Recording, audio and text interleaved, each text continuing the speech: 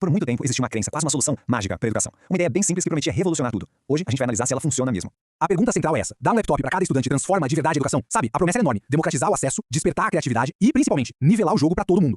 E por um bom tempo, a lógica parecia infalível, né? Mais tecnologia é igual a mais aprendizado. Um caminho direto, sem escalas para o futuro. Só que como essa imagem sugere, a superfície esconde uma coisa bem mais complexa. A simples presença do aparelho, do laptop, não garante transformação nenhuma. A história de verdade está no que acontece por baixo.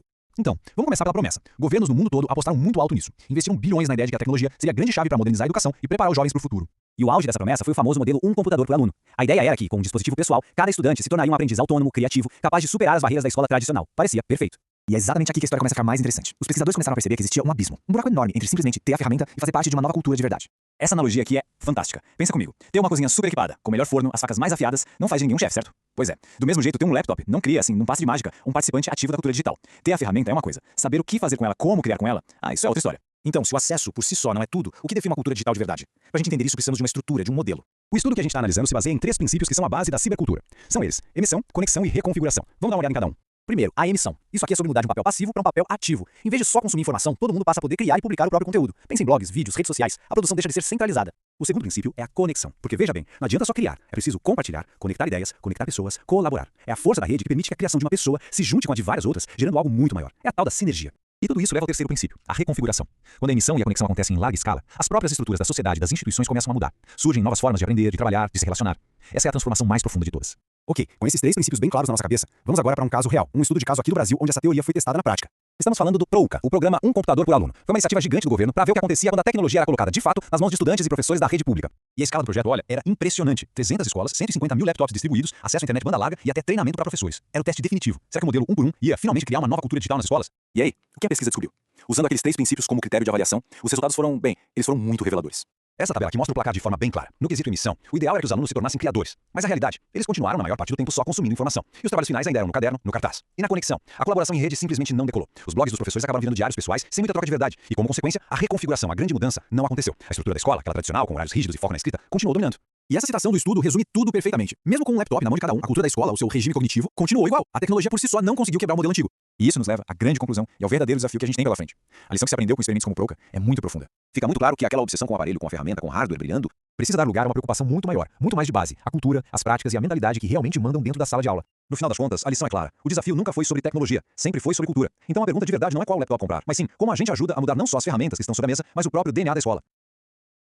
Por muito tempo existia uma crença, quase uma solução mágica para a educação. Uma ideia bem simples que prometia revolucionar tudo. Hoje a gente vai analisar se ela funciona mesmo. A pergunta central é essa: dar um laptop para cada estudante transforma de verdade a educação? Sabe, a promessa era enorme: democratizar o acesso, despertar a criatividade e, principalmente, nivelar o jogo para todo mundo. E por um bom tempo, a lógica parecia infalível, né? Mais tecnologia é igual a mais aprendizado. Um caminho direto, sem escalas para o futuro. Só que como essa imagem sugere, a superfície esconde uma coisa bem mais complexa. A simples presença do aparelho, do laptop, não garante transformação nenhuma. A história de verdade está no que acontece por baixo. Então, vamos começar pela promessa. Governos no mundo todo apostaram muito alto nisso. Investiram bilhões na ideia de que a tecnologia seria a grande chave para modernizar a educação e preparar os jovens para o futuro.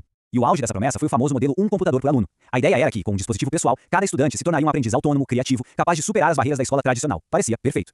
E é exatamente aqui que a história começa a ficar mais interessante. Os pesquisadores começaram a perceber que existia um abismo, um buraco enorme entre simplesmente ter a ferramenta e fazer parte de uma nova cultura de verdade.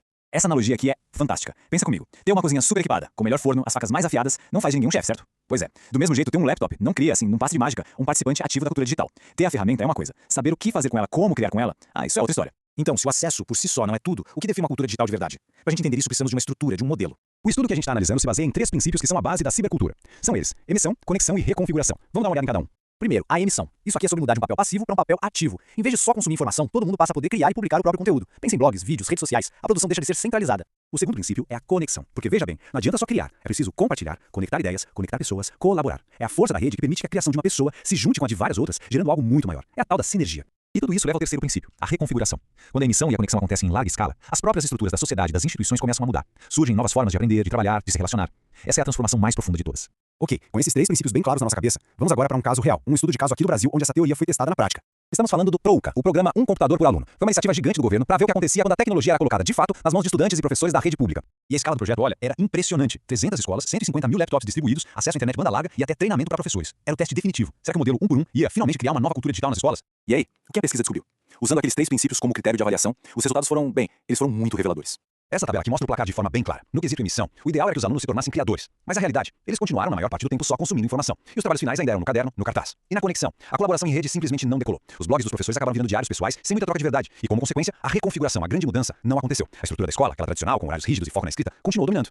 E essa citação do estudo resume tudo perfeitamente. Mesmo com um laptop na mão de cada um, a cultura da escola, o seu regime cognitivo, continuou igual. A tecnologia por si só não conseguiu quebrar o modelo antigo. E isso nos leva à grande conclusão e ao verdadeiro desafio que a gente tem pela frente.